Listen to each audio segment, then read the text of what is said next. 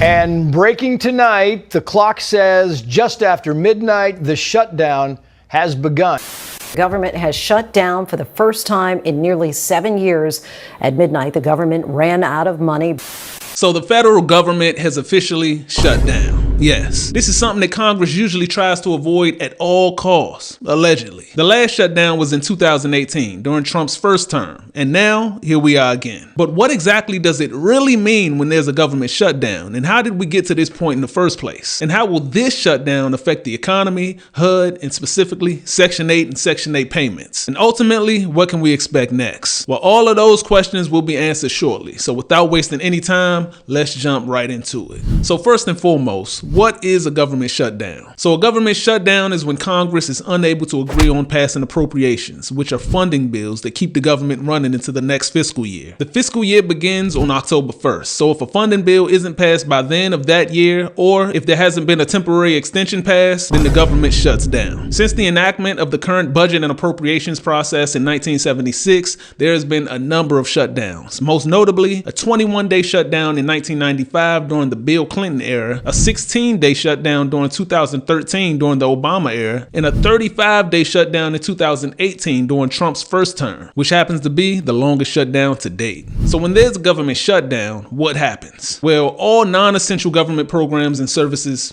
shut down. Non-essential government employees are furloughed, which means they're sent home, and essential employees continue to work while not getting paid. And depending on how long the shutdown lasts, there can be a major loss to government revenue due to the lost labor for furloughed government employees who eventually are still paid. A few weeks of a shutdown can cause significant reduction in economic growth. For instance, the 2013 shutdown, which lasted 16 days, was said to have taken $24 billion out of the economy. So in other words, this is something that should be avoided at all costs. But unfortunately, we're already here. And since we're here, how exactly did we get to this point? Well, in order for appropriation bills to be passed, it needs at least 60 votes in the Senate. And there are only 53 Republican senators in Congress, which means they need some bipartisan support from the Democrats. And unfortunately, both sides have been in a bitter standoff over healthcare spending, and they both refuse to back down. The Democrats say that the bill would make it harder for Americans to afford healthcare. They oppose the spending cuts to government health agencies and also want to reverse the cuts to Medicaid that were made by the president. And therefore, they're refusing to back the bill. And it's unfortunate because this one disagreement is causing the entire shutdown, and there's no telling how long it's going to last. So how exactly will this shutdown affect HUD and Section 8? Well, since this is a major topic and pretty much the theme of my channel, let me give y'all the backstory leading up to where we are now. So, the Trump administration wanted to completely change HUD. For those who don't know, HUD is the Department of Housing and Urban Development, which is the government department that oversees all of our country's housing programs. And Trump wanted to get rid of a number of federal programs, including rental assistance programs like Section 8. And he wanted to let the states offer those programs if they wanted to. So Trump had his Secretary for HUD, Scott Turner, go to the House and Senate Appropriations Committee and testify, explaining to them why they should cut the HUD budget in half and get rid of a number of housing programs. Now, obviously, this sounded ridiculous to them, given how important and critical housing is in this country. In the midst of an affordability crisis, he was actually advocating to cut the budget. Luckily, both the House and Senate saw straight through the BS and chose to call him out on it. And weeks later, both the House and Senate Appropriations Committees rejected Trump's plans on ending the number of HUD programs and came up with their own budget proposals for HUD, which were drastically different from what Trump was proposing. In the end, the House committee's proposed bill funded HUD $67.8 billion,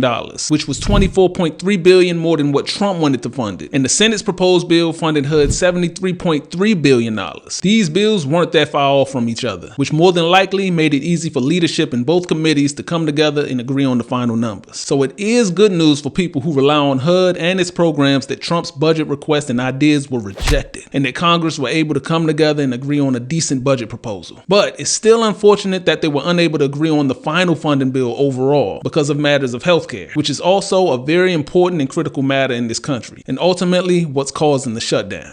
So now that we know how we've gotten to this point, what effects will the shutdown have on the Section 8 program and specifically Section 8 payments? Now, this is a question that's obviously very important to me, being a Section 8 landlord, but here's the thing. Over the past years, during prior government shutdowns, Section 8 monthly payments have still continued. That's why Section Section 8 has always been said to have been recession-proof, pandemic-proof, and government shutdown-proof, because you're in a payments contract with your local housing authority who is funded by the government. And whether the government is shut down or not, those funds have already been accounted for. However, there's a small group of landlords who may have their Section 8 payments stopped immediately. So if September was the last month of the lease for your Section 8 tenant, and if the payments contract with the housing authority has not yet been renewed for the next 12 months, then the payments may temporarily stop because you're no longer in a contract. That's why when I would sign a new lease, I would never want to start in October, because that's the start of the fiscal year, and if Congress can't agree on a final budget, and if a temporary extension isn't passed, then that's when the shutdown will begin. And that's why it's also important for landlords to have a reserve and emergency fund. For the most part, Section 8 payments are pretty much guaranteed, but there are certain circumstances that are rare when your payments may be paused. Again, this would just be temporarily, given the fact that the longest shutdown that we've had to date was 35 days. And in the world of landlords, that's just 1 to 2 rent payments. But let's just say the shutdown lasted a little longer, like 3 to 6 to 9 months. Eventually, after a while, the housing authority's funds would dry up, and there wouldn't be any money left. Not for staff, not for landlords, not for anything. So of course, then the payments would stop. But I don't ever see that happening because, again, the longest shutdown has only been for 35 days. But to be honest, with this current administration and how divided Congress and this country is, there's no telling how long it could be. Now, with all of that being said, what can we expect to happen next? Well, eventually, one side will have to compromise with the other side. Either the Republicans will negotiate an extension to the healthcare subsidies that the Democrats are demanding, or the Democrats will back down and agree to fund the government, at least temporarily, in an effort to get things up and running again. From the looks of it, it doesn't seem like Trump is too concerned with the government shutting down, as it looks like he's using this as an opportunity to get rid of non-essential government employees permanently, announcing that they'd be laying off a lot of people.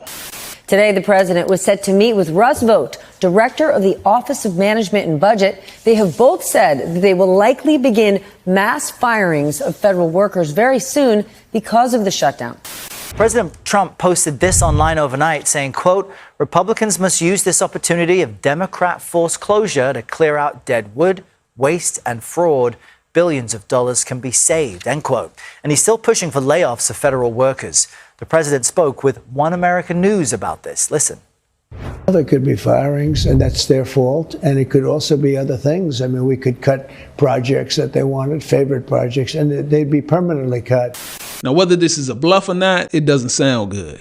So this entire situation is unfortunate, but the outcome remains to be seen. And as things pan out, I'll continue to keep you guys updated. I know I haven't been posting as much lately as I've been focusing more on my career as a real estate agent. For those who don't know, I'm a licensed realtor in DC, Maryland, and Virginia. And I've also been trying to grow my other YouTube channel, which is a local real estate channel. That channel is a little more personal to me, showing my personal life and my real estate journey as an agent. So that's what's been keeping me busy over the past few months. But I am going to start posting more on this channel, which is my main channel, covering housing news, housing topics, and housing stories throughout the country. So make sure you guys subscribe to stay updated. And as always, thank you for your support and thank you so much for watching.